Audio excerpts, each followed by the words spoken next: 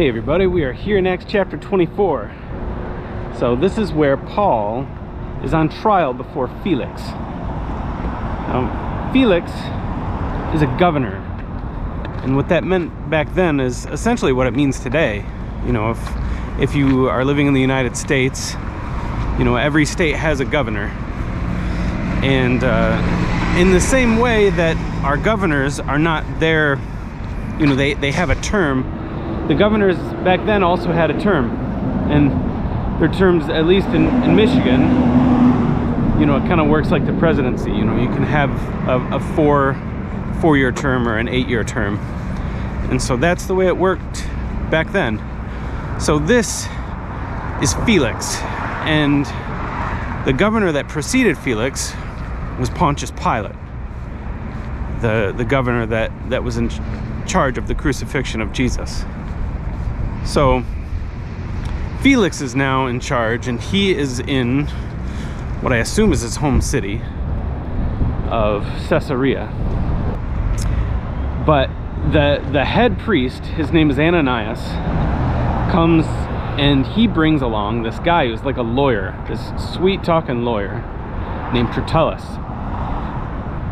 And Tertullus basically comes in and he says, you know, he's buttering up Felix. he's basically not saying much. He's just saying, you know, this guy is inciting chaos in our cities, and, you know, inciting riots, and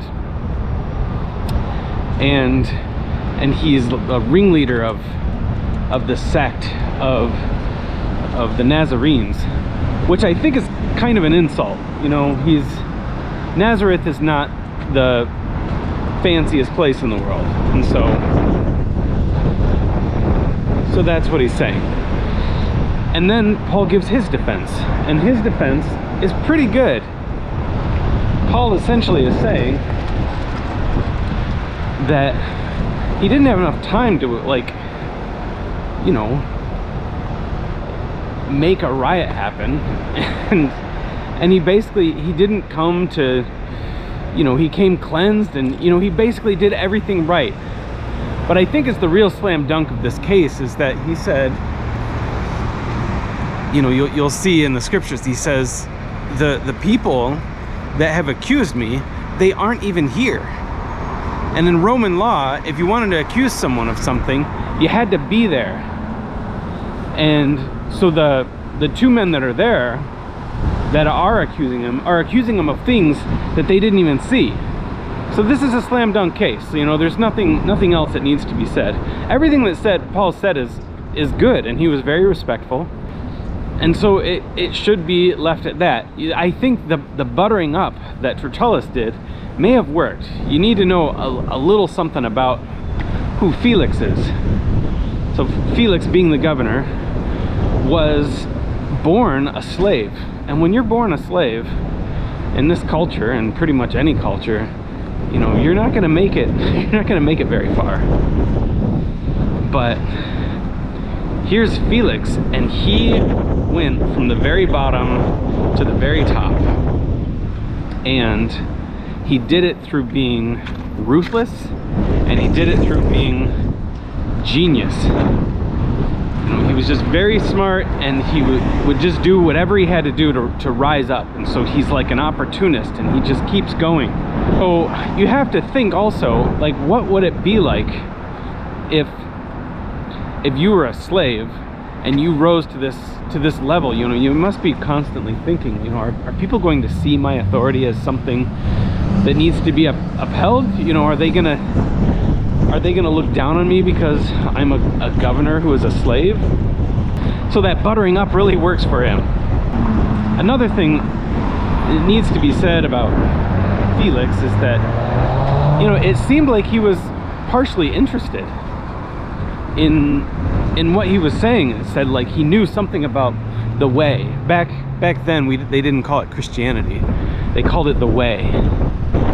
And I actually really like that. I think that's I think it's better than Christianity, the way. I don't know, but he was semi-interested, and he seemed to have, you know, he was very ruthless, but you know, there was a lot of peace under his rule, and you know, he was pretty smart. So, you know, you could say that he was a horrible guy, but you could also say, you know, in some ways he was a good governor. So at the end, he decides he's not going to rule on this. He's going to wait for the tribune to come before he gives his final judgment. And so he didn't need to do that. What he's doing is he's stalling, and he's waiting for Paul to give him a bribe. So that's probably not going to happen. I mean, it's not going to happen, we know. But he kept on coming down and meeting with him, and he brought his wife with him one day. I'm trying to remember her name. It was something like, I remember thinking of the Toyota Tercel. It was something like that. It's like something, oh, I forget her name. Tertullus. No. Oh, I don't remember her name. But this woman is a teenager. She's a very young woman, and he basically stole her away from some other, you know, high-ranking bigwig. And she's the daughter of Herod Agrippa the First. So he brings her, and she's a Jew, and it sounded like she was getting very interested in what Paul is saying. So Felix keeps on talking to her, but when it came to the part where Paul was talking about basically like righteousness and judgment, it made him very uncomfortable. You know, self-control, because here's a guy basically has no self-control. He basically does whatever he can do to keep himself on top. And to hear that there's some sort of judge or judgment that's going to come down on him someday really freaked him out, because he must have known that he was a sinner. I, in some ways, feel like Felix was in a very good place to accept the gospel, because at least in our culture, when someone is rejecting the gospel, it's because they think they're already good. And Felix doesn't. But what he ends up doing is just kind of ignoring the reality. You know, he kind of puts them away. And in the end, his governorship was over, and he left prison. He left Paul still in prison. So that is where we are left in Acts chapter 24. But I just want to say, you know, don't do what Felix does. You know, if you feel like you have the truth, if you feel like there's a judgment, know that there's forgiveness.